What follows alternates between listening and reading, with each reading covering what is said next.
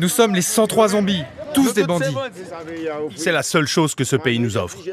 La plupart des jeunes qui n'ont pas encore quitté Haïti, ils sont comme nous. Ils ont pris les armes. Bonjour et bienvenue sur ma page. Aujourd'hui je vais vous parler du chaos qui se passe en République d'Haïti. Ce pays en proie dans la violence orchestrée par les gangs. Les gangs qui ont pris le contrôle de 85% de la capitale Port-au-Prince avec à leur tête un homme. Jimmy Cherizier, alias Barbecue.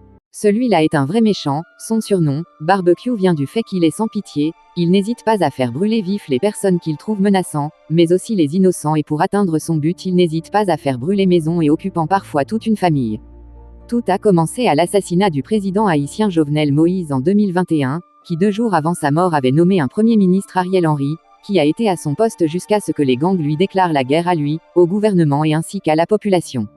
À la tête d'une coalition de bandits, Jimmy Cherizier connu sous le nom de Barbecue qui en 2018 était encore policier.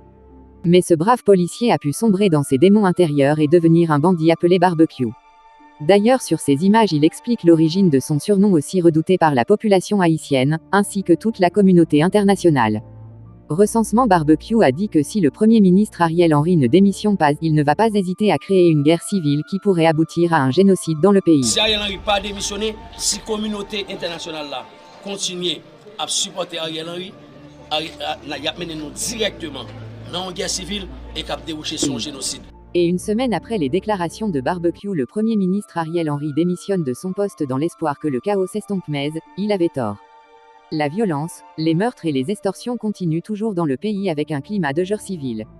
On peut constater que jusqu'à aujourd'hui l'aéroport, le port ainsi que la frontière avec son seul voisin terrestre la République dominicaine restent fermés sans possibilité de réouverture, craignent toutefois la plus grande banditisme urbain de tous les siècles.